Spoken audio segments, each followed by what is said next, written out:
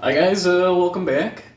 In today's episode, we are going to be building a racking system for these Harbor Freight bins, and I really like these bins, and they're really durable. They hold up well to relative abuse, I guess. But the problem is when you have like one or two of them, you just grab them off the top. It's fine, get the next one, but when you start getting a stack of them and you need something off the bottom,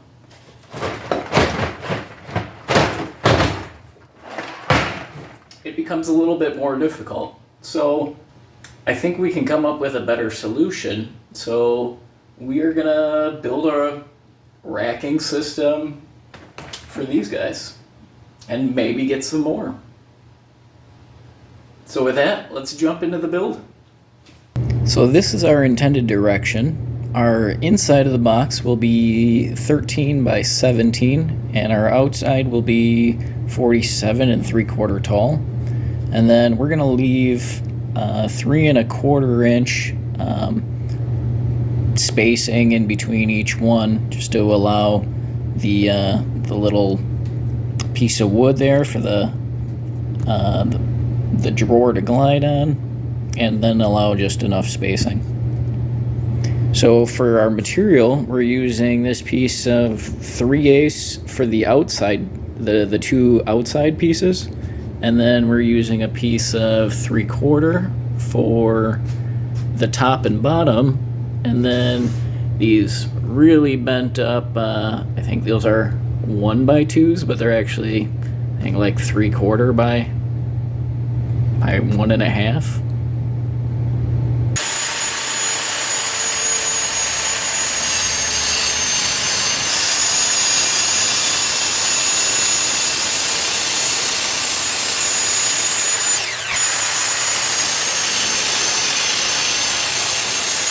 We have all of our side pieces.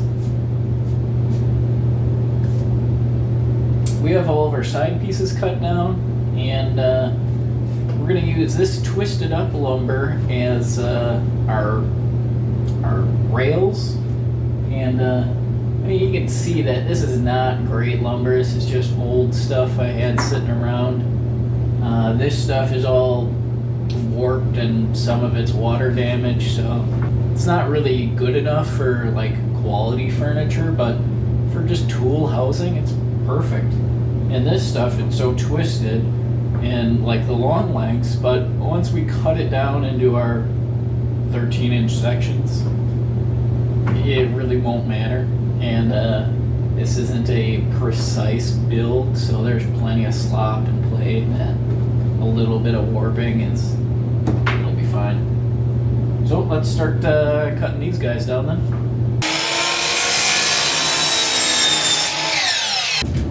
So now that we have all of our pieces cut out, we've been using this as our spacer, and this is just cut out the thickness plus some of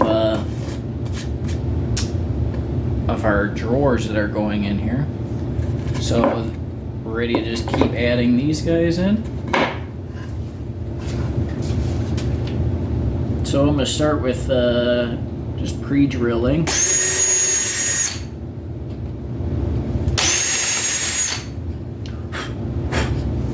I'm just guessing on the, it's roughly in the center of where this board is going to land.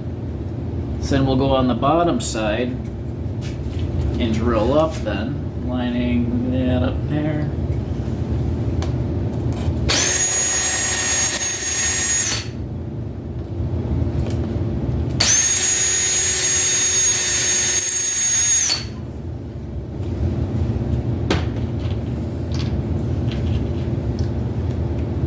And then screwing it in.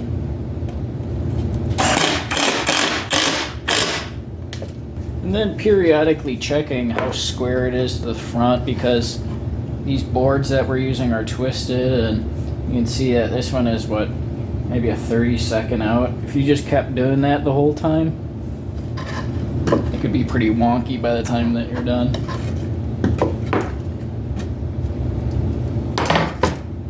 So on this section here, this is getting to be about the middle. And I'm going to use a shorter one here because in the front, this is the front edge, we're going to brace this together to keep the sides a little bit more stable.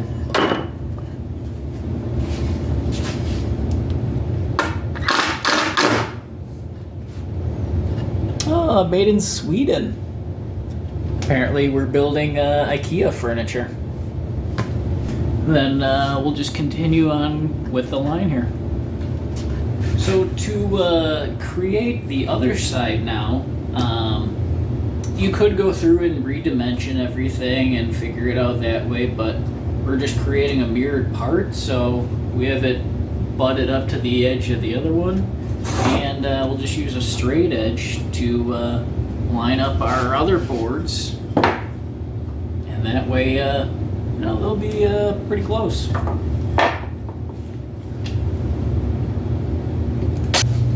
Alright, so now that we have both of our sides done, and we can start putting on the top and bottom here.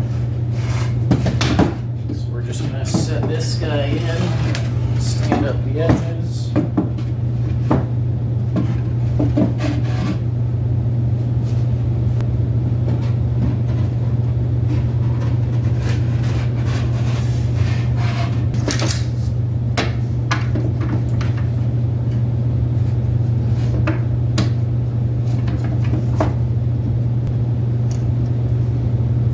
Alright, then we'll just drive in a couple of screws here.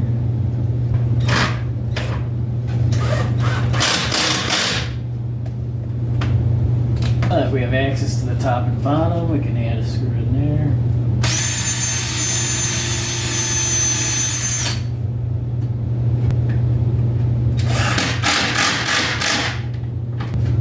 Alright, then we'll just repeat the process down at the bottom.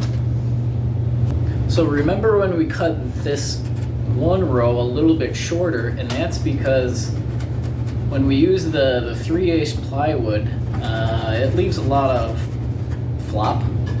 So that's why we end up cutting that short so that we can put this brace in here. And then we'll screw that in place, and that should take out quite a bit of that slop.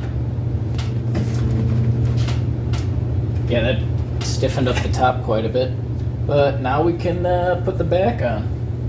So to screw the back on here, you really can't screw into the 3/8 plywood.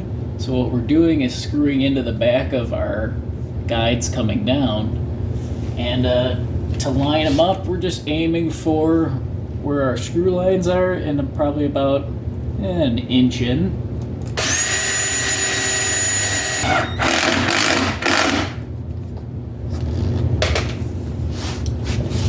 And then we don't need to do every one, so we'll probably skip a few and come down here.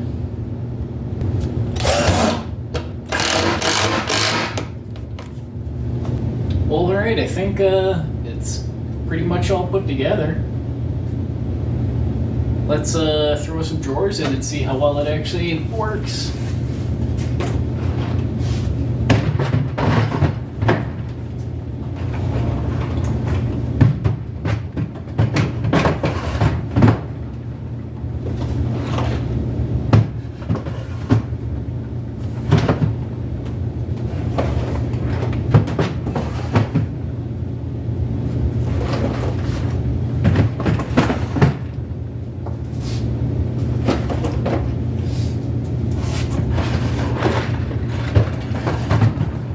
Put the standard in the metric trays and so the other cool thing about this kind of layout is, this is roughly, I think, 4 feet tall. So when you pull out whatever you need to find, you just set it on top and find your stuff while you're working out of it. Pulls it out, go back. And it'll work great as long as you don't pile stuff on top, which I probably will.